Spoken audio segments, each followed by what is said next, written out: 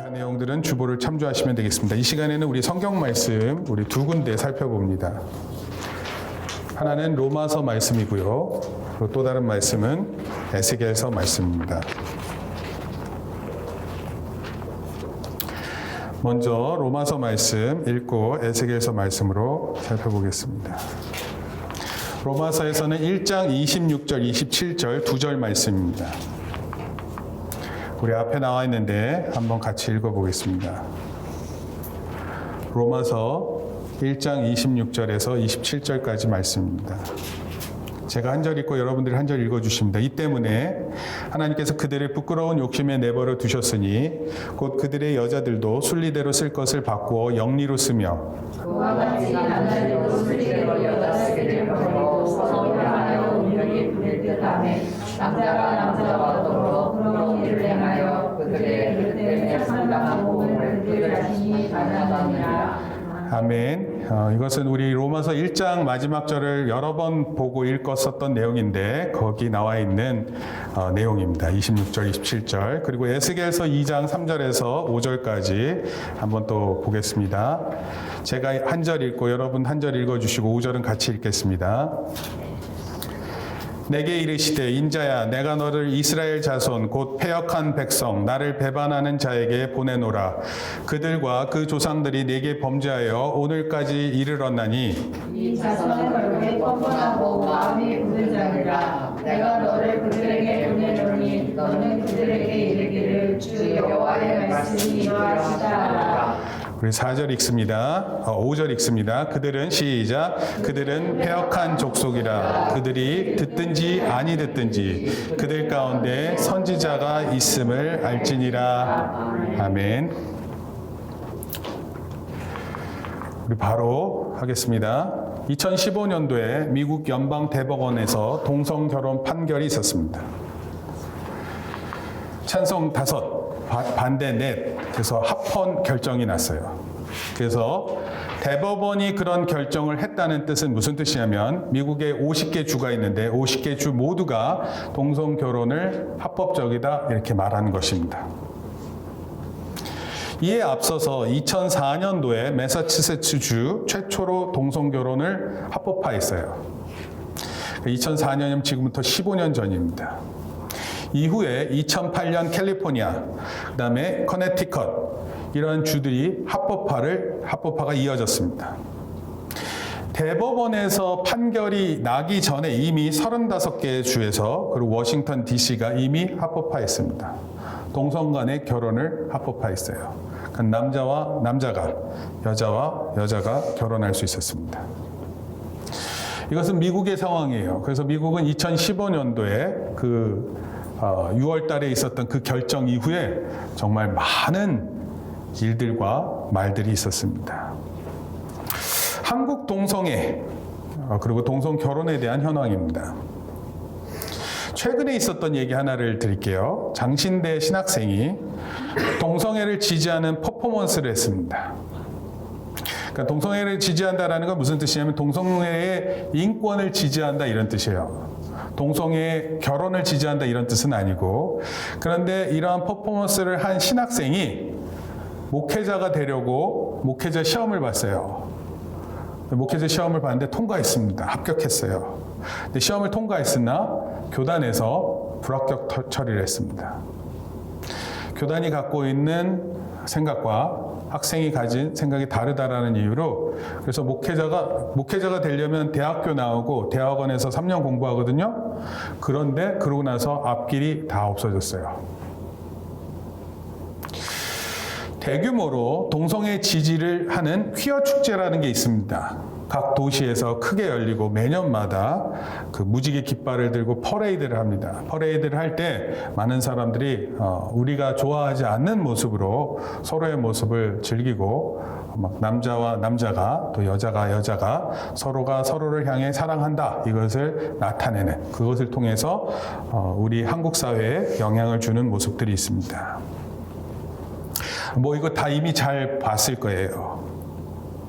어느 개신교 교단은요, 이 동성애를 지지한다라는 부스를 설치해서 우리는 동성애자들과 함께합니다 이렇게 표현도 해요. 여러분, 한국인권위원회라고 있어요. 이런 데서도 지지합니다. 동성애와 동성결혼에 대해서. 주한 각국 대사관에서 다 참여합니다. 지지해요. 2000년 이후에 매회 개최됐어요. 지난 19년 동안 이런저런 장소에서 그것을 열어왔습니다.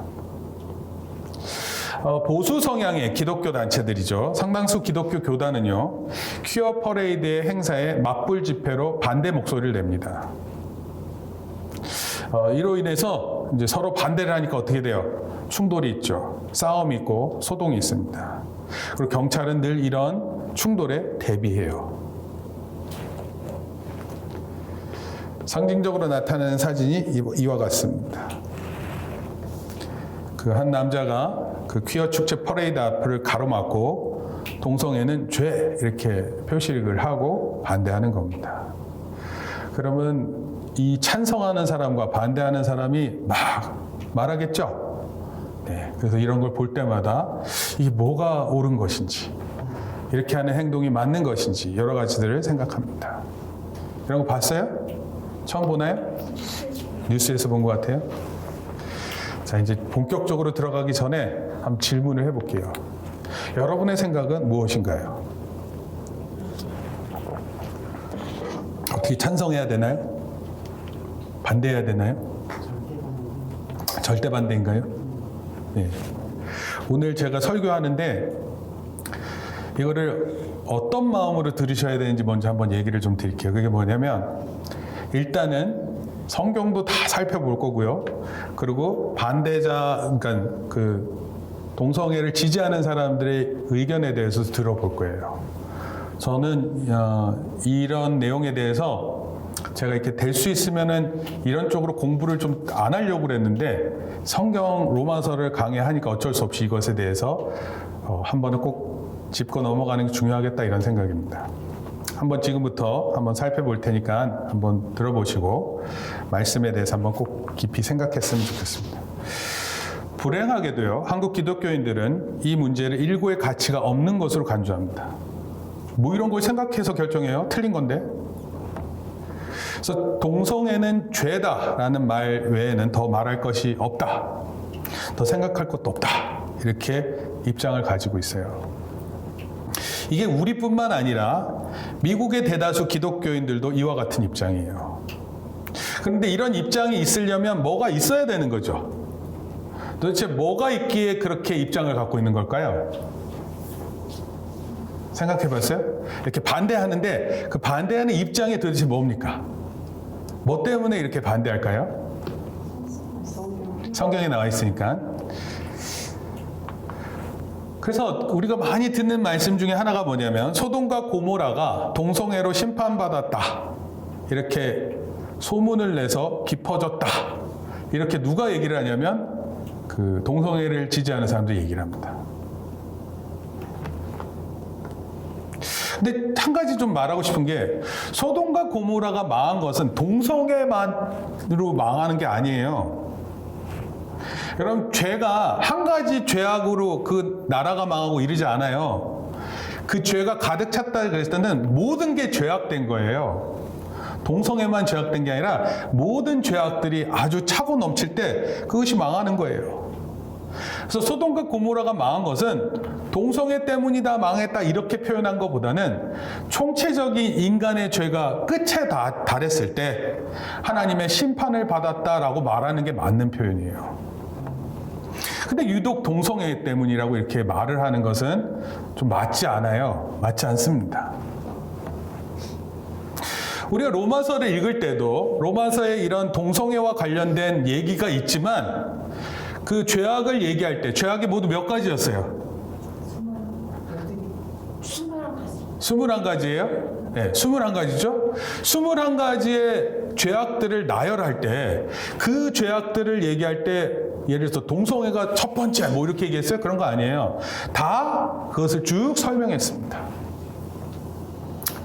총체적인 죄가 우리 인류를 파괴시킨다. 그리고 지난주 설교처럼 하나님과의 관계를 파괴시키고 사람들과의 관계를 파괴시킨다. 뭐가? 죄가.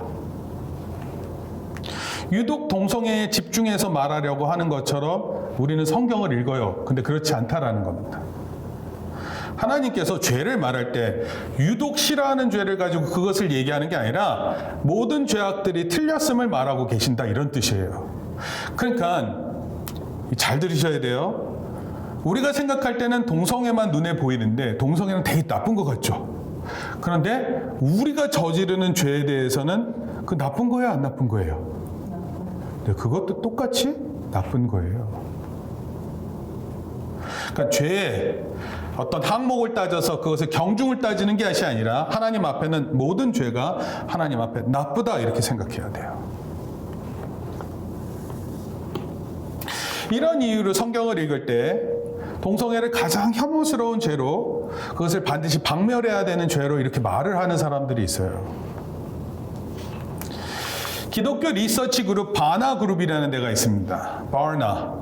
네, 여기 기독교 이 연구기관이에요. 근데 이곳에서 기독교인 하면 가장 떠오르는 단어가 뭔가요? 이렇게 질문을 했어요. 그래서 뭐라고 대답을 했냐면 가장 많은 대답이 동성애 반대자들, 이렇게 얘기를 했어요. 여러분들 기독교인들 아니에요? 기독교인 하면 떠오르는 게 뭐예요? 이렇게 했을 때 미국에서 조사한 거예요. 동성애 반대자. 기독교가 동성애를 가장 심하게 반대한다, 이렇게 얘기를 합니다.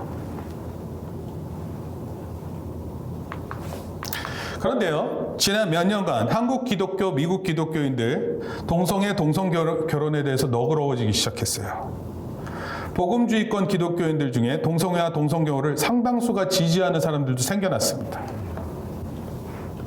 여러분, 많은 토론과 연구가 있었고요. 보고와 발표가 있었어요.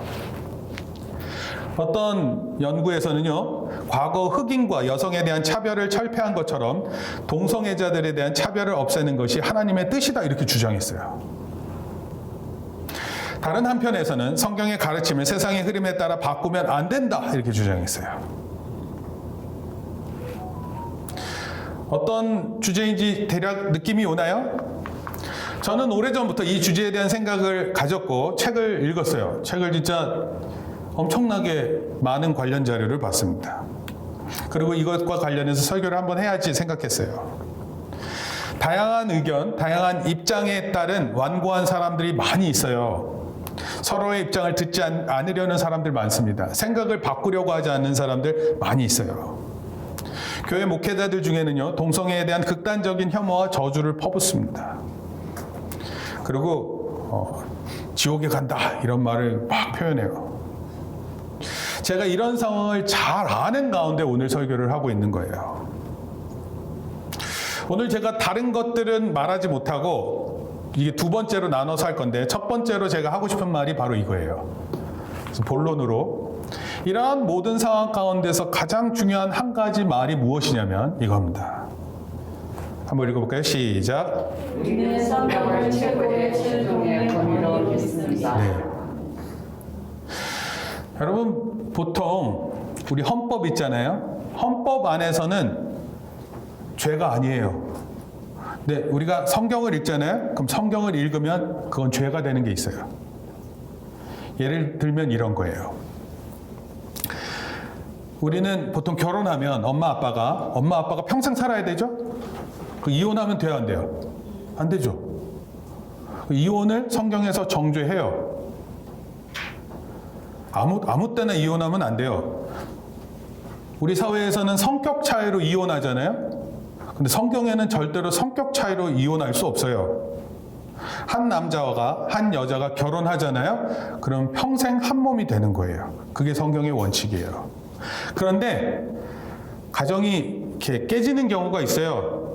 주변에 있는 친구들 중에 이혼한 친구들이 있을 거예요. 근데 그런 이혼한 친구들을 보면 이혼했어요, 안 했어요? 이미 했어요. 근데 그런 가운데 우리가 이렇게 얘기하면 돼요? 이혼은 죄야. 친구가 있는데 너 이혼한 거 죄야. 내가 이혼했냐? 만약에 그렇게 얘기하면 그 친구가 이렇게 살길 수 있을까요? 그거 어려워요. 근데 성경은 그것을 반드시 금하고 있어요. 그런 식의 이혼을 금하고 있습니다. 이런 거 외에도요, 헌법상으로는 아무런 죄가 아니에요. 그런데 우리가 성경을 읽으면 죄가 될 만한 것들이 굉장히 많이 있어요. 예를 들어서 우리가 지난주에 읽었었던 수근수근함. 수근수근한다라는 게 뭐예요? 그 사람에 대해서 뒷얘기를 하는 거예요. 근데 그것을 성경에서는 뭐라 그래요? 죄라고 여겨요. 우리 한국 사회에서 그걸 죄라고 여기나요? 그거 죄로 여기지 않아요. 그러니까 무슨 뜻을 얘기를 하냐면 헌법상으로는 죄가 아닌데 우리가 성경을 통해서 신앙적으로 볼 때 이것은 잘못됐다라는 게 있어요, 없어요? 있어요. 그래서 우리는 무엇보다도 헌법을 믿는 게 아니에요. 우리가 무슨 헌법을 믿습니까? 우리는 헌법을 지키지만 그러나 우리는 성경을 최종의 권위로 믿는 거예요. 하나님 말씀이 최고다. 하나님 말씀이 나의 행동과 생각을 바르게 한다. 이걸 믿는 거예요. 그래서 성경 말씀 6군데가 관련돼 있어요. 한번 읽어보겠습니다. 창세기 19장 5절 말씀인데 우리가 시작. 우리가 그 남자들과 상관조정해야겠소. 네. 이건 언제냐면 창세기 19장을 보게 되면 소돔과 고모라를 향해 가는 천사들의 이야기가 있어요. 그러니까 천사들이 이미 소돔과 고모라를 멸망시키기 위해서 그곳을 찾아가고 있었어요. 그런데 그때 롯을 만났어요. 롯이 이 천사들을 집으로 모셨습니다. 롯이 천사들 두 사람을 이렇게 안으로 모셨는데 그 천사들이 들어왔다는 사실을 알고 소돔과 고모라에 있는 사람들이 찾아갔어요. 롯한테. 그래가지고 우리가 그 남자들하고 좀 상관해야 되겠습니다. 상관이라는 게 뭐냐면 성관계를 의미하는 거예요. 그러니까 남자들이 남자들과 성관계를 하겠다 이런 표현을 한 거예요. 그 당시 소돔과 고모라는 그랬어요. 그리고 그것 때문에 하나님께서 심판하시려고 하니까 이미 소돔과 고모라는 하나님의 계획에 따라서 그곳은 심판받을 곳이라 정해졌어요. 단지 그곳에서 그런 모습이 드러났을 뿐이에요. 레위기 말씀도 한번 읽어볼게요. 18장 22절 시작. 너는 여자와 교합하든 남자와 교합하면 안 된다. 여기서 너는 남자 같아요, 여자 같아요? 남자예요. 남자가 여자와 교합한다라는 것은 부부가 된다 이런 뜻이에요. 관계를 맺는다. 근데 남자가 남자와 교합하면 안 된다. 이것이 레위기의 말씀이에요. 그렇죠? 사사기 말씀도 있어요.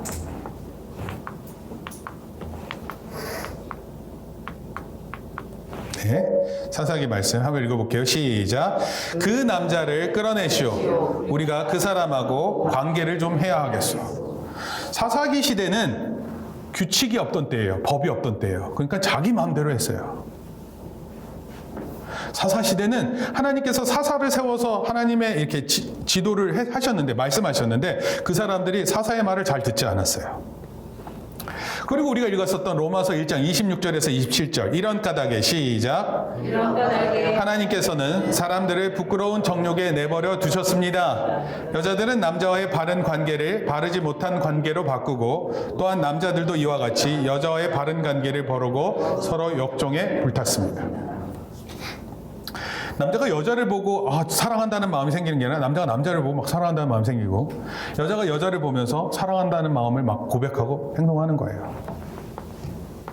이것이 그때 당시 로마 시대가 있었었던 때에 사도 바울이 그러한 죄악들을 본 거예요. 그리고 그것을 적은 것입니다. 고린도전서 말씀도 있어요. 불의한 사람들은 시작. 불의한 사람들은 하나님의 나라를 상속받지 못하리라는 것을 알지 못합니까? 착각하지 마십시오. 음행을 하는 사람들이나 우상을 숭배하는 사람들이나 간음을 하는 사람들이나 여성 노릇을 하는 사람들이나 동성애를 하는 사람들은 하나님 나라를 상속받지 못할 것입니다. 만약에 이렇게 성경에서 얘기하고 있으면 이 말이 아까 얘기했던 것처럼 성경을 최종의 권위로 믿는 사람들은 이렇게 믿어야 돼요? 안 믿어야 돼요? 믿는 거예요. 디모데전서 마지막 성경 말씀입니다. 율법이 제정된 것은 시작. 율법이 제정된 것은 의로운 사람 때문이 아니라 법을 어기는 자와 남색하는 자와 무엇이든지 건전한 교훈에 배치되는 일 때문임을 우리는 압니다.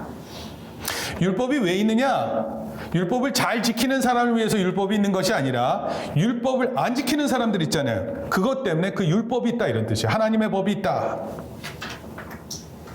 여러분 지난 오랜 시간 동안 성경학자들은 이 본문들을 속속들이 파헤쳤어요. 동성애를 지지하는 사람들은요, 이 본문은 동성애를 정죄하는 것이 아니라 주장했어요.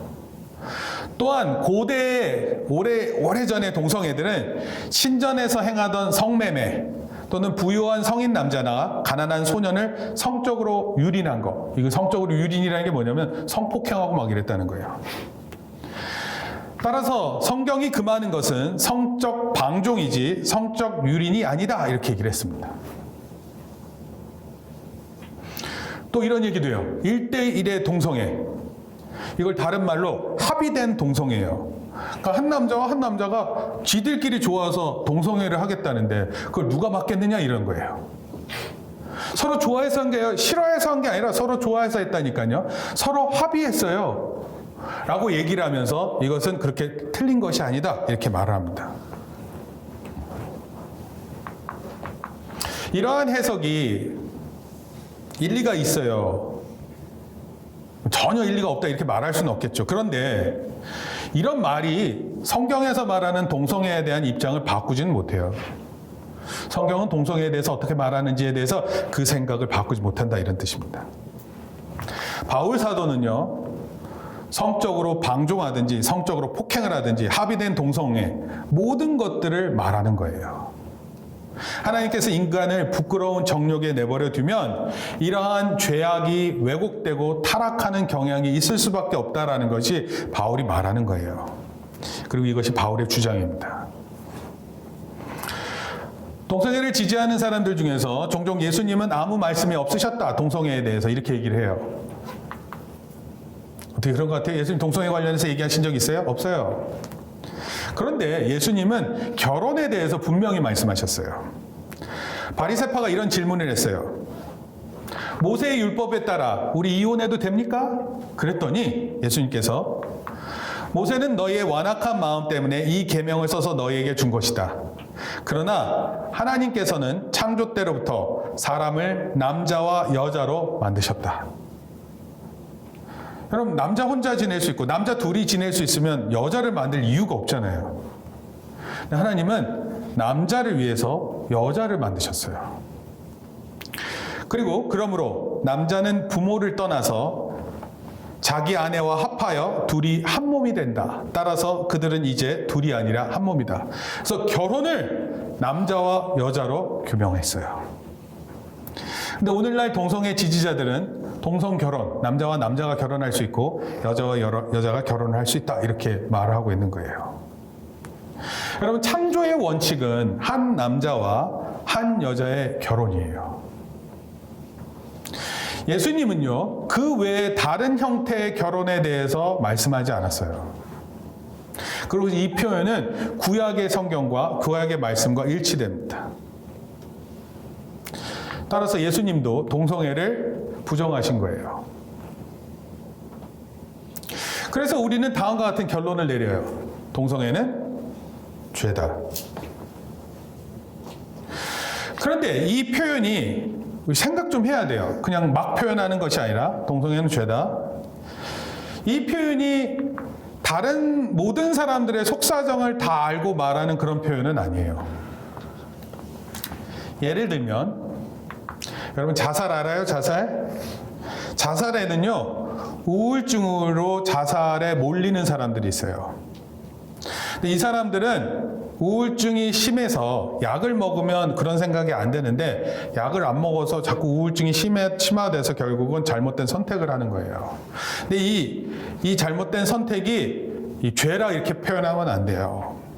함부로 이런 사람들에게 죄라고 이렇게 말하면 안 됩니다. 자살하는 사람들, 자살하는 것 자체가 생명을 빼앗는 것 자체는 성경이 죄라고 얘기를 하고 있어요. 그러나 자살을 무조건 다 모든 자살은 죄다 이렇게 말하지 않아요. 동성애도 마찬가지예요. 동성애를 반대하는 사람들은 그 사람들의 사정을 제대로 듣지 않고 그러고 모든 동성애자는 같다고 이렇게 말하는 것 같아요. 하지만 그렇지 않습니다. 동성애자에도 두 부류가 있어요. 두 부류. 한 사람은 어떤 동성애자면 로마서에서 말하는 것처럼 타락한 동성애자예요. 죄가 계속 몰려가지고 그 죄악이 넘쳐서 동성애로 가는 사람이에요. 또 다른 사람은 타고난 동성애자예요.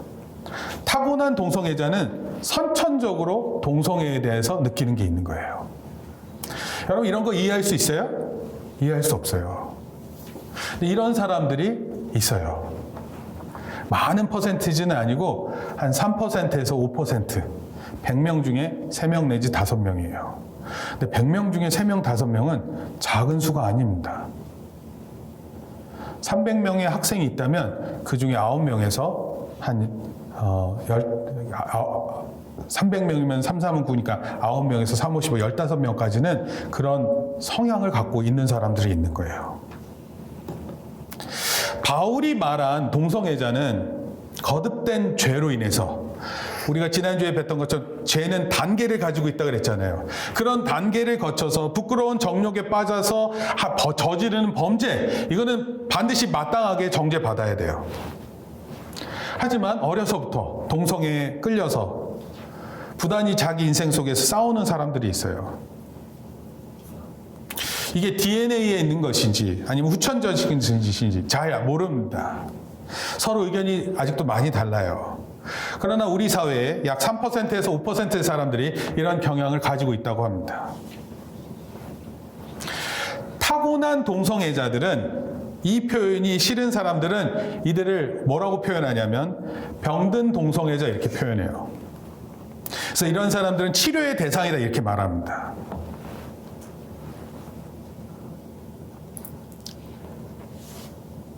치료의 대상이라고 얘기하니까 그 듣는 사람은 자기가 성향이 그렇게 있는데 이게 어떻게 치료의 대상이 이렇게 말하기도 해요.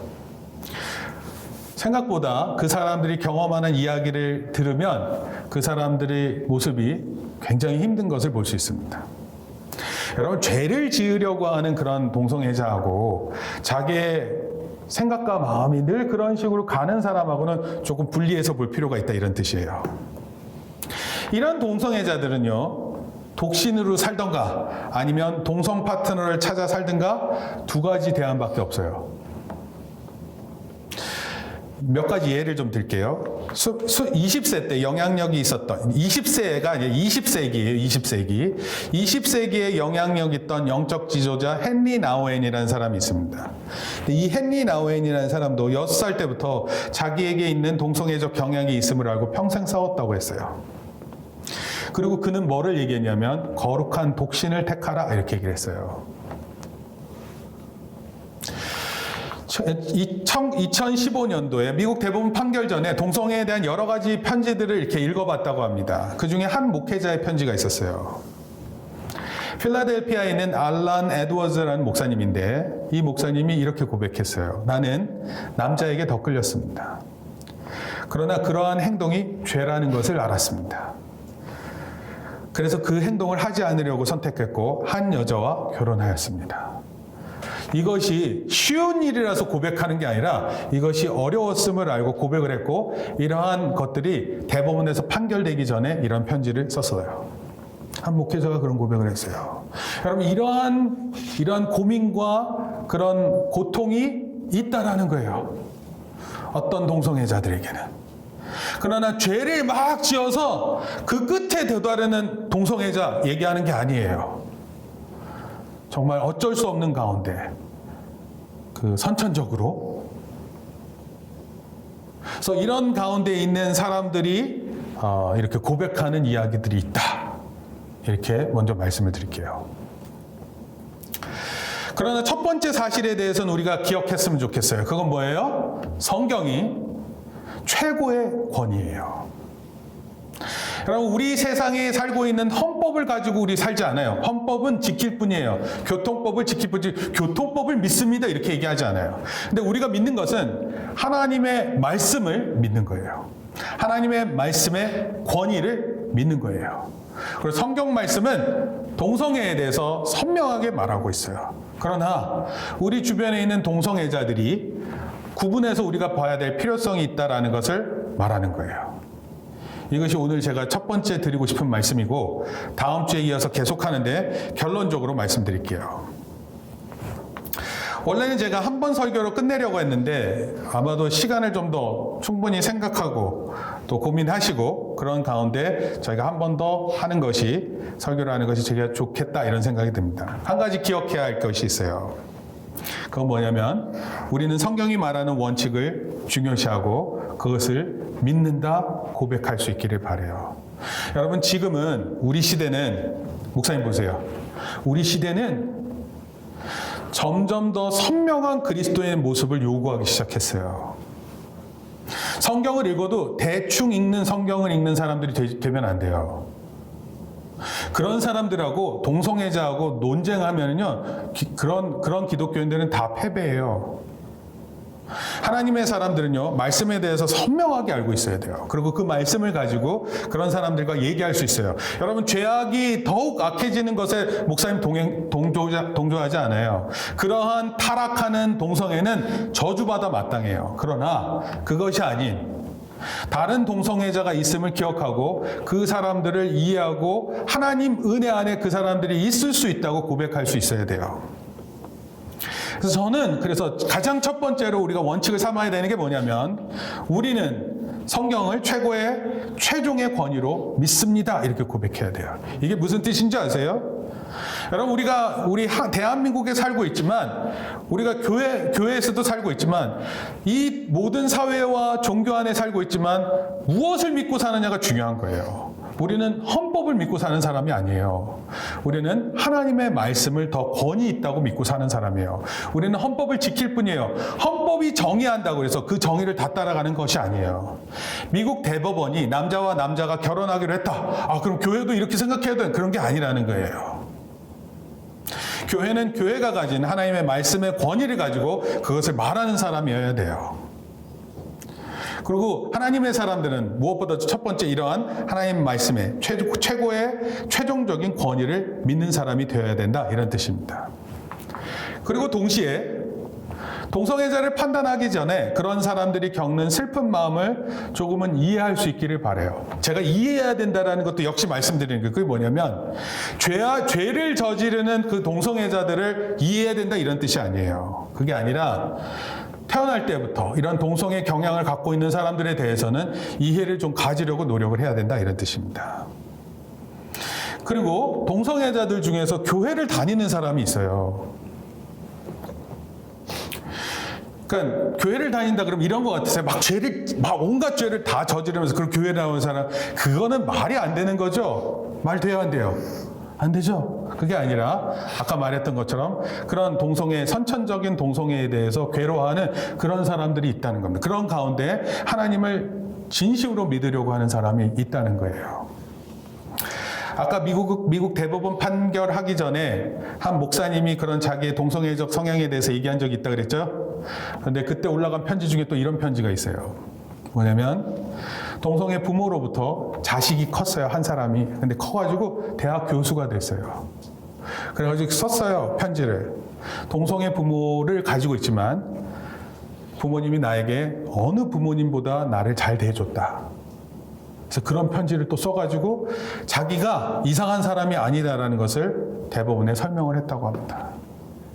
여러분 우리가 인정사정 없이 모든 걸 다 비난하는 사람이 되면 정말 이상한 사람 될 수 있어요. 우리가 하나님의 사람으로 제일 먼저 중요한 것은 이거예요. 성경에서 말하는 죄라는 것도 중요하지만 목사님 봐야 돼요. 성경에서 말하는 것 죄라는 것도 중요하지만 예수님 누구를 위해서 오셨어요? 죄인을 위해서 오셨어요. 그러니까 우리가 죄인을 볼 때 야, 이 나쁜 사람아 이렇게 죄를 막 정죄하는 게 중요한 게 아니라 그런 사람도 하나님 은혜 안에 들어갈 수 있다고 말할 수 있어야 돼요. 그렇게 기억하고 그들을 기도하는 사람이 돼야 돼요. 사실 우리 주변에 내가 친한 친구 중에 동성애를 가진 사람 없죠? 목사님도 없어요. 그런 사람이 없습니다. 전혀 없어요. 근데 그런 사람들 이야기 인터넷에 찾아보면 상당수가 있습니다. 그리고 그런 사람들, 고민하는 사람들 정말 많아요.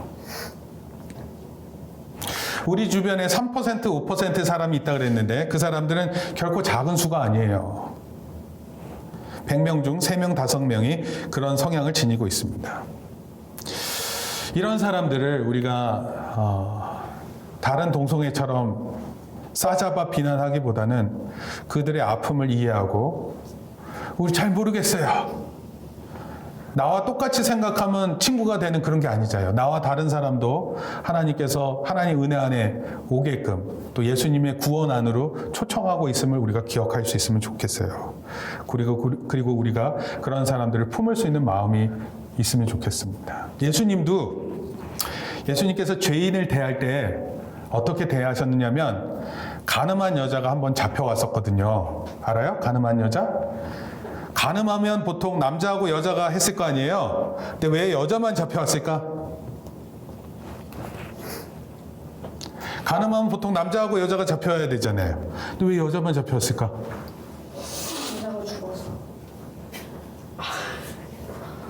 남자는 도망치는 거예요. 그리고 죄가 발견되면 남자는 빠져나갈 구멍이 많아요.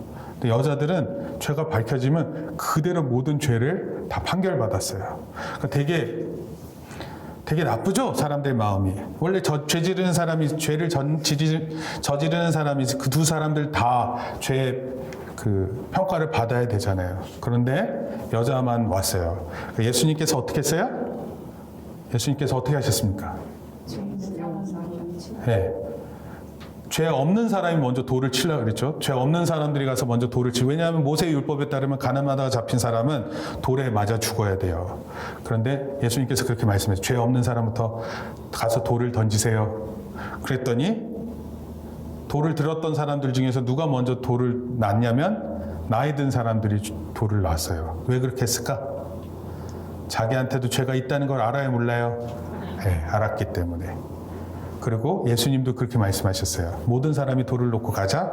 나도 너를 정죄하지 않는다 그랬어요. 그리고 다시는 그런 일 하지 말라 그러셨어요.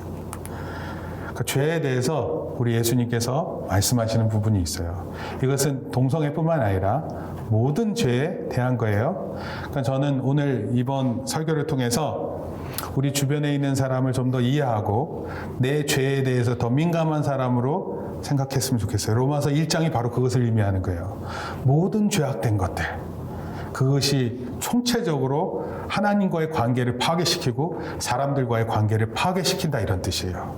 그래서 가능하면 신약에서 우리 예수님이 보여주셨던 죄에 대한 사람을 사랑하시는 이런 마음들 있잖아요. 그것을 우리가 좀 배우고 그 사람들을 이해하는 마음이 있으면 좋겠어요. 목사님은 그런 기회가 없었는데 이번 설교를 통해서 한번 그 끝을 가보려고 그래요. 오늘은 첫 번째 단계로 여기까지 말씀드립니다. 그러나 중요한 것은 이 말씀이에요. 우리는 성경을 시작. 우리는 성경을 최고의 최종의 권위로 믿습니다. 네, 하나님의 말씀을 가장 중요한 권위로 믿는 거예요. 그리고 그것을 고백하는 저와 여러분들이 바로 우리 교회의 성도이고 또 하나님이 사랑하시는 하나님의 자녀들이 됨을 믿습니다. 그리고 우리들 중에 이런 사랑을 크게 가진 사람들이 이렇게 좀 많은 사람들을 품을 수 있고 이해할 수 있고 그럴 수 있으면 좋겠어요. 바나 그룹에서 얘기했던 것처럼 기독교인 하면은 동성애 반대자들 이런 식으로 인식되지 않았으면 좋겠어요. 오히려 죄인을 사랑하는 사람들 이런 평가를 좀 받으면 좋겠어요. 예수님 별명이 뭐였냐면 죄인하고 밥 먹는 사람 이런 뜻이 그랬어요. 죄인들하고 밥을 자주 먹었대요. 그리고 창기들, 세리 그때 당시 제일 싫어했었던 사람들인데 그런 사람들의 친구들이라 그렇게 불렸어요. 그러니까 어떻게 보면은 우리가 이런 것들을 말씀을 통해서 우리 잘 한번 나가 볼 예정입니다. 우리 하나님의 사람들은 어떤 사람인지 어떤 사람이 되어야 할지를 충분히 생각하는 이번 계기가 될 수 있기를 예수님의 이름으로 축원합니다. 같이 기도하겠습니다. 하나님, 오늘 동성애의 아주 민감한 부분을 말씀으로 살펴보았습니다. 또 로마서 말씀을 통해 우리가 죄악된 인간의 모든 총체적인 죄악들은 하나님과의 관계를 파괴시키고 사람들과의 모든 관계를 파괴시키는 매우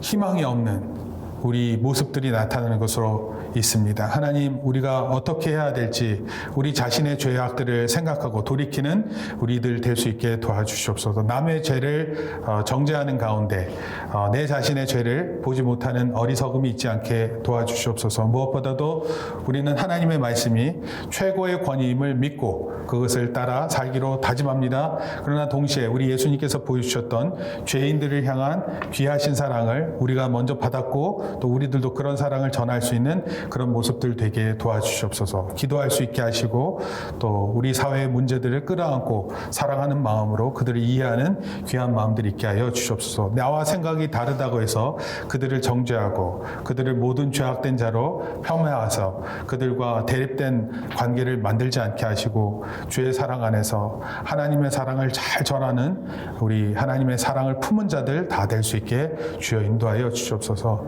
우리가 다짐합니다. 하나님 말씀만이 최종적인 권위임을 믿습니다. 그리고 그렇게 평생 살기로 다짐합니다.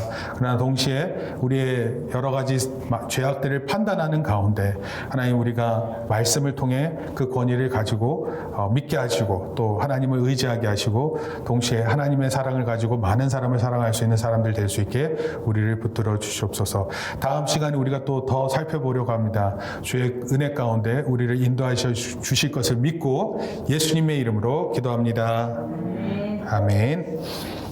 이를 위해서 하나님의 말씀을 더욱 읽게 하시고 그 말씀 따라 순종하는 우리들 되게 인도하여 주시옵소서. 이제는 우리 주 예수 그리스도의 은혜와 하나님 아버지의 크신 사랑과 성령님의 감화 감동 교통하심이 이제 죄악된 사회 가운데에서 우리가 어떻게 살아야 될지 고민하는 가운데 우리의 죄를 깨끗게 하시는 예수님의 보혈을 믿는 가운데 많은 사람의 허다한 죄도 용서하실 하나님의 은혜를 생각하는 가운데 이것에 어떠한 모습이 있는지 우리의 한 주간의 삶을 실천하기로 다짐하고 돌아가는 우리 성도들 머리 위에 이제로부터 영원토록 함께 있을지어다. 아멘.